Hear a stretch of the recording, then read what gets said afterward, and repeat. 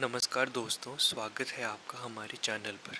दोस्तों, आज हम बात करने वाले हैं एक ऐसे सीरियल जिसने हर घर की औरत की कहानी को टीवी स्क्रीन पर जिंदा कर दिया है। जी हाँ, हम इस वीडियो से जानेंगे स्टार प्लस के पॉपुलर शो अनुपमा की पूरी कहानी शुरू से लेके अब तक। ये कहानी एक औरत के त्याग की और उसके आत्मसम्मान की है और उसको दोबारा खड़े होने की कहानी को दिखाती है। तो वीडियो को अंत तक जरूर देखें क्योंकि ये सिर्फ एक कहानी नहीं, सीख है। दोस्तों, कहानी शुरू करने से पहले मैं आपसे रिक्वेस्ट करूंगा कि आप प्लीज़ हमारे चैनल को सब्सक्राइब कर दो और हमारी वीडियो को एक लाइक कर दें क्योंकि आपके लाइक से हमें बहुत ही ज़्यादा सपोर्ट मिलता है। कहानी शुरू होती है अनुपमा शाह से। अनुपमा एक आदर्श भारतीय गृहिणी है जो शाह परिवार की बहू है। उसकी पूरी दुनिया है उसका पति वनराज शाह, 3 बच्चे पाकि, समर और तोशु, सास ससुर और घर की जिम्मेदारियां। अनुपमा सुबह से रात तक सबके लिए काम करती है, खाना, सफाई, पूजा, बच्चों की देखभाल। लेकिन बदले में उसे क्या मिलता है? ना कोई तारीफ, ना कोई सम्मान। घर वाले भी उसको नीचा दिखाते हैं और ताने देते हैं। उसका अपना पति हर वक्त उसे नीचा दिखता है, कभी उसको पढ़ाई के लेकर तो कभी उसके पैसों के लिए। जहाँ तक कि उसके बच्चे भी उस पर ध्यान नहीं देते, वो सोचते हैं कि उनकी माँ को कुछ नहीं आता। अनुपमा को ये एहसास नहीं होता है कि वह कब खुद को भूल जाती है। कहानी में सबसे बड़ा मोड़ तब आता है जब अनुपमा को पता चलता है कि उसके पति वनराज का ऑफिस में काम करने वाली एक लड़की काव्या से कई सालों से अफेयर चल रहा था। ये सिर्फ अफेयर ही नहीं था, अनुपमा के भरोसे की सबसे बड़ी हत्या थी। सबसे दर्दनाक बात यह है कि पूरा शाह परिवार इस सच्चाई को जानता था, लेकिन किसी ने अनुपमा को नहीं बताया। जिस घर के लिए अनुपमा ने सब कुछ कुर्बान कर दिया, उसी घर ने उसको धोखा दे दिया। जब सच्चाई सामने आती है तो अनुपमा पूरी तरह से टूट जाती है। वह खुद से सवाल करती है, क्या मेरी कोई कीमत नहीं है? क्या मैं सिर्फ एक नौकरानी हूँ? लेकिन इस दर्द से क्या होता है कि एक नई अनुपमा का जन्म होता है। वो पहली बार समझती है कि प्यार के नाम पे अपमान सहना एक गलत बात है। बहुत सोच विचार के बाद अनुपमा एक फैसला लेती है जो समाज में बहुत कम औरतें ले पाती हैं। वनराज को तलाक देने का फैसला करती है। ये पल सीरियल का सबसे पॉपुलर मूवमेंट होता है। कोर्ट में खड़े होकर अनुपमा कहती है, मैं सबके लिए जिया, मैं अपने लिए जीना चाहती हूँ। ये तलाक हार नहीं बल्कि आत्मसम्मान की जीत होती है। तलाक के बाद अनुपमा अपनी ज़िंदगी शून्य से शुरू करती है।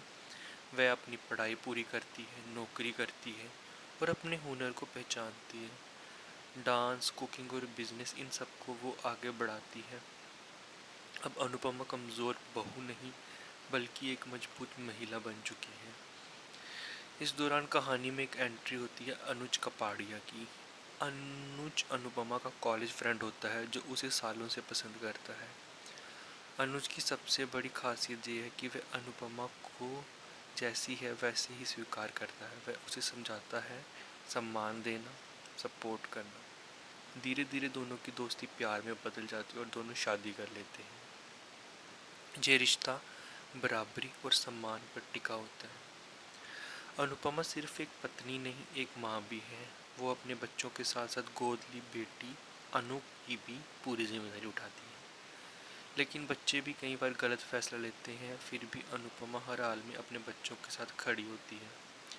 वनराज, काव्य और शाह परिवार अब भी अनुपमा की ज़िंदगी में उथल पुथल मचाते रहते हैं, लेकिन फ़र्क ये है कि अब अनुपमा चुप नहीं रहती। वो गलत के खिलाफ बोलती है और सही के लिए खड़ी होती है।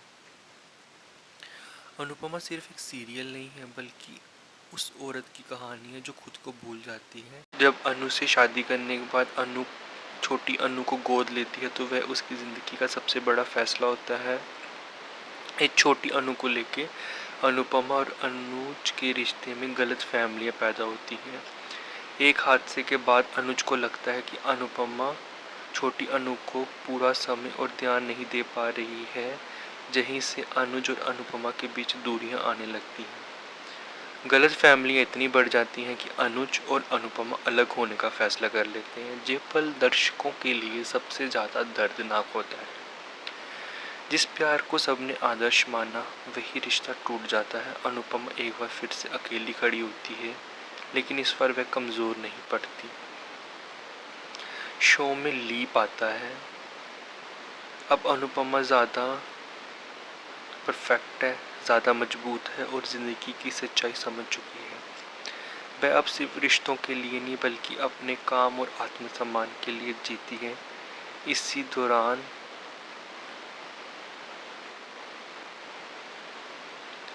कहानी में एक नया किरदार आता है, राही, जो एक्चुअली में अनु ही थी।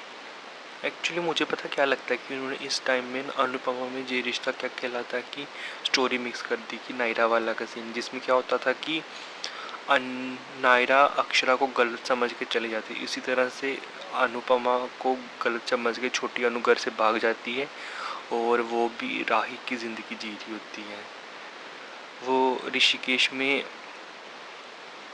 दिखाते थे नायरा को, और जहाँ पे दिखाते थे कि जे मथुरा शायद वृंदावन में वहाँ चली गई थी और कान्हा जी को बहुत मानती थी। सेम उसी तरह से लोगों को लूटती थी, लेकिन वो लूट अपने फ़ायदे के लिए नहीं, लोगों की हेल्प के लिए करती थी।